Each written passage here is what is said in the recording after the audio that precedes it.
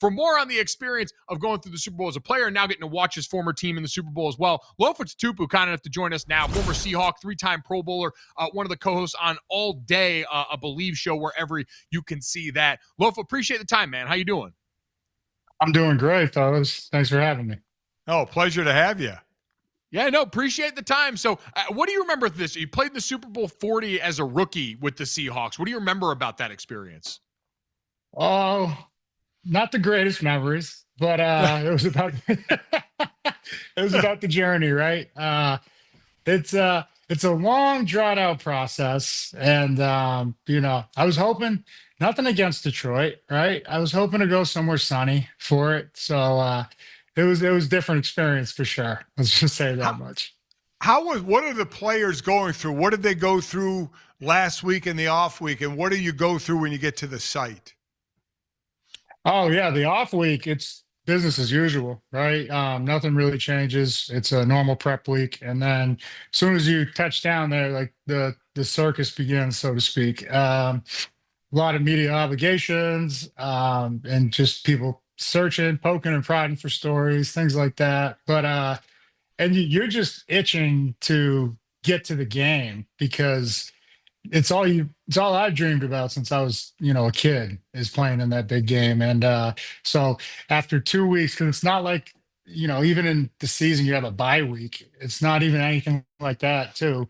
It's just your 2 weeks of just watching the same film. You watch the whole season of your opponent probably 4 or 5 times. I did. It's got to be unbelievable. It's got to feel like a marathon at a certain point here that becomes the sprint once you get there this week. What was opening night like the year you went to the Super Bowl? We were just talking about how wild it can sometimes get, some of the strange questions. Like, do you remember any weird interactions from the media opening night? No, nothing in particular that I can remember, but it was. I think, is that the night where you go into the big room, like or Yeah. even on the field, Yep. and Yep. you get your own little booth and stuff. Yep. And I was hoping, as a rookie, I wasn't going to get a booth, right? And no, they put me up there, so I was on the stand, so to speak. Well, you made the Pro Bowl as a rookie, so there's a reason why you had to stand. How many tickets did you have to get, and how was that process? Oh, it's I think each player, they got like 12 or 14 tickets, and I gave that obligation, responsibility to my mom and my then girlfriend, now wife, Rachel. So I said, look, if they have the courage to ask either of you for a ticket, then they most likely belong there. But I have a feeling when I told that, because I mean, you win it, and then you just have hundreds of text messages, which is a little different than normal, right? Yeah, just a little bit different than normal. I'd say the entire process here. So fun to relive, I'm sure, and I'm sure that's happened a lot given the fact that now the Seahawks once again find themselves back on this stage. For you, watching the last 2 years since Mike McDonald's taken over, what's impressed you most about his approach that's now led them to the cusp of adding another Lombardi? Man, his first game, I don't know if more things could have gone wrong. I believe we were playing the Broncos, home opener, and you know, 30 youngest coach in the league at the time, just everything against him in terms of like putting his coaching staff together late because it was the last hire. And you could not have had a worse first half of football as a head coach in terms I think we gave up a safety, we fumbled a punt inside our own 5 yard line, 10 yard line. We threw an interception backed up. It just but the camera kept panning to him, right? It kept going over and seeing, how was he going to react? And he was just calmly taking notes. He was just very calculated. The poise was incredible. And I was just like, well, if you can weather that storm, and then they came out, made adjustments, and won the game. I was like, I think we're looking at something special. And sure enough, we are. What did you think in the offseason when you guys acquired Sam Darnold from Minnesota, who had a really good regular season, tough last game, and then a very, very tough playoff? What did you think when they acquired him? Yeah, phenomenal talent, SC boy, fight on. So you know, always good to get a Trojan on the team. But I was incredibly impressed and happy for him with, finding his confidence again. And that was evident in the regular season. And then when they got to those last two games, oddly enough, he had the same situation here playing for either first or sixth seed. And then also, that home field or that playoff game, it's like everybody's watching to see how you're going to respond. And he did, right? And so, I was worried about the big game, but he's put that all to rest. And I think he's just scratching the surface. Like this is just the tip of the iceberg. He's got so much more, and he's capable of so much more. So I can't wait to see what happens. Big part of rebuilding that confidence in big moments. I'm sure credit given to Clint Kubiak, who it sounds like is going to become the next coach of the Raiders after all this. Does that create more of a sense of urgency around this week, knowing that it seems like next year you're going to be breaking in another voice in Sam Darnold's ear around this offense? Yeah, you wonder will they promote from within, right? If there's some guys on staff, because I'm sure Kubiak's going to want to take a couple of his guys with him, see how it goes. Especially when you see Sam playing with the rhythm and the style that the confidence that we spoke about. You'd like to keep it the same because that's the last thing you want to do is just bring in a whole new offense, and that's how coordinators are. They have their own language, their own system that they grew up on, and they bring the best of it, and then put their own little twist on it here and there. So, but yeah, Kubiak.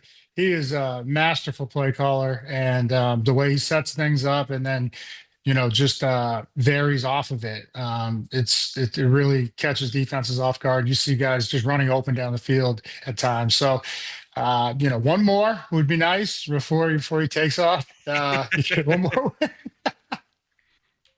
So one more win. Talking about the Super Bowl, a lot of first-time players in the Super Bowl. Go back to your, which was obviously your rookie year, your first and only time playing in the Super Bowl, but just kind of how different the pregame is. Everything's kind of elongated. And then when the game starts, they always say how quickly you make it a regular game is best. Did that happen for you?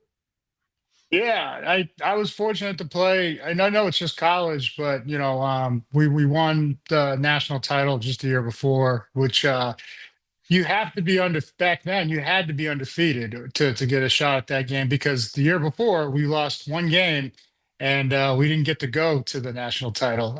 But so in terms of the pressure or the moment, I really felt ready and prepared, and nothing really changed for me. I'm just speaking for myself, and I didn't see or sense anybody else, change in the moment. But I couldn't believe how fast the game went by. For all as drawn out as it is, I felt like we were back in the halftime. 7-3.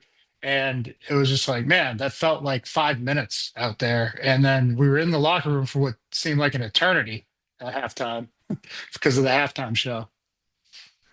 No, it's the cadence of that, and everyone always talks about the length of halftime kind of being something that throws it off.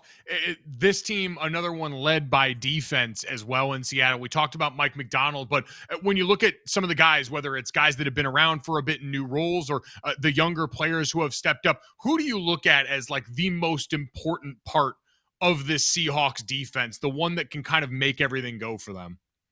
What's scary? They have one or two of those guys at every level.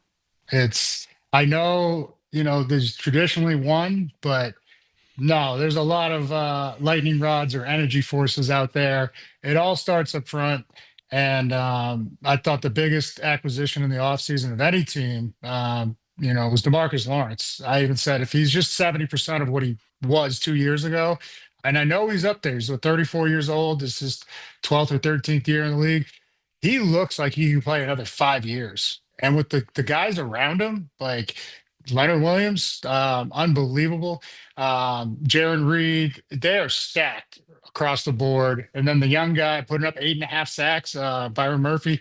And then they got awesome edge players too, too deep out there. Go to the second level, Ernest Jones, the acquisition. I think they jumped from 20 sixth ranking to 14th by the end of the season after getting him last year. Drake Thomas, unbelievable story. And then the back end, Witherspoon, Julian Love. It's just they have guys everywhere that make each other better. Much like what you're saying, like there's not just one guy to focus on. And then when they get tired, there's a whole nother slew of guys coming in like fresh and ready to go.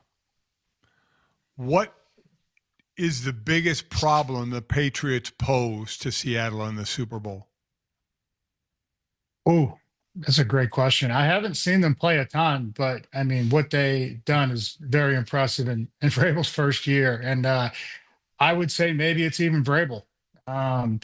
Experience as a player, and so he's giving that knowledge to these guys, McDaniels too, as a play caller, and just there's little things that when we were preparing to play against the Patriots when I was younger and I was playing against them and Belichick, you had to be ready for everything, not just trick plays or anything, but like situational awareness and like the way they would mix in and out of packages while the play clock is running down. So the headset's running out. It's just brilliant strategy that a lot of people don't really talk about. But I remember them running out a personnel group where it's just all big guys. It's like, all right, heavy, heavy.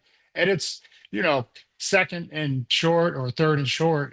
But they're at midfield. That tells you something like, okay, well, they could still take a shot if they still have one receiver out.